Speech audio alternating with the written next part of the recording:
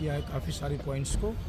हम लोगों ने कुल मिलाकर 20 से ऊपर सेंटर का नाम उनको दिया है, जहाँ पर मिस मैनेजमेंट, मिस एडमिनिस्ट्रेशन और पेपर किस तरीके से, देखिए पेपर लीक जो है एक वाइड टर्म है, लेकिन पेपर में किस तरीके से प्रिविलेज दे दिया जाता है कुछ ऐसे स्टूडेंट्स को जिसके कारण उनको 10 नंबर, 20 नंबर, 25 नंबर, 50 नंबर हो सकता है इसका इन्हेंसमेंट उससे हो जाए। इसके कई रास्ते होते हैं, उन सभी रास्तों से सर को मैंने अभी अवगत कराया है। हमारी टीम ने, सर ने, सब ने मिलकर उनको अवगत कराया है। सर ने एक एक पॉइंट को देखा है। इसके साथ साथ बीपीएससी की जो क्वेश्चन जो इस बार उन्होंने जैसे पूछा है उससे भी सर को अवगत करवाया है कि कैसे कोई 2 घंटा उसको उठेंगे और कैसे 150 क्वेश्चन फ्रेम करके उसको प्रिंट आउट के लिए भेजा जा सकता है। सर भी बोले कि ये क्या स्टैंडर्ड का क्वेश्चन है, सर ने इस चीज़ को माना भी है।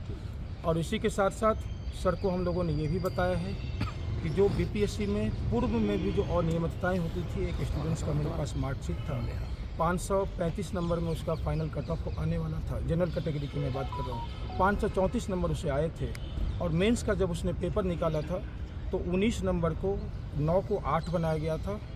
फिर भी देखा गया कि इससे सेफ्टी नहीं रहेगा तो फिर उसको 18 नंबर की जगह उसको 13 नंबर दे दिया गया था। इसका प्रूफ है, वो भी सर को हमने सबमिट कर दिया है। इसके साथ साथ बार कोड के साथ साथ जो आंसर कई जगह देखा गया करेक्ट, इससे भी सर को अवगत कराया गया है। और इसी के साथ साथ किसी एक पार्टिकुलर इंस्टीट्यूट के कुछ क्वेश्चंस जो डायरेक्ट देखे गए हैं ऑप्शन के साथ, उससे भी सर को अवगत कराया है।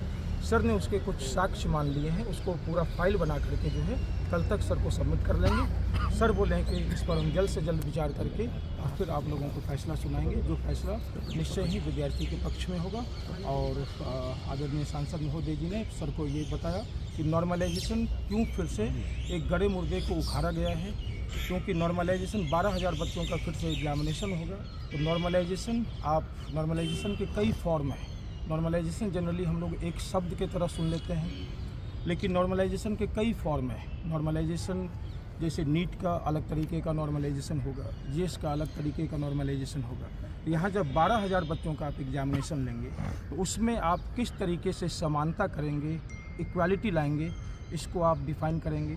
तो सर भी सुने, सर को बोले कि 12,000 में कैसे आ पाएगा ऐसे, तो बोले कहीं ना कहीं तो नॉर्मलाइजेशन आ ही जाएगा। जब आ ही जाएगा तो बीपीएससी तो बोल रही कि नॉर्मलाइजेशन नहीं करेंगे, तो कैसे नहीं करेंगे। इसलिए बीपीएससी फिर एक श्वेत पत्र, वाइट शीट निकाले और बच्चों को जल्दी से जल्दी समझा दें। परिचय दे दीजिए आप अपना। मेरा नाम रवीश आनंद हुआ, मैं दरभंगा का निवासी हूँ। सर एक मिनट, सारी बात हमारे भाई ने बता दी, हमारी बेटियां बच्चे ने बता दी, यही लोग सारे डिफाइन किए हैं। मैंने 2 बात सिर्फ उनसे कही है कि सभी सेंटर की जांच कर लीजिए, इधर भी देखिए, सीसीटीवी फुटेज आप मंगा लीजिए, सीसीटीवी फुटेज उसको कहिए देने के लिए, कब कौन बच्चे गए हैं, सभी वीडियो के साथ इन्होंने दिया कि ये 4 बच्चे क्या कर रहे हैं, वो उन्होंने वीडियो भी दिया है। कितने बजे बच्चे प्रवेश किए हैं, 12 बजे बच्चे कैसे प्रवेश करेंगे जब 2 मिनट में बच्चे नहीं होने देते हैं। तो मैंने जांच की बात की।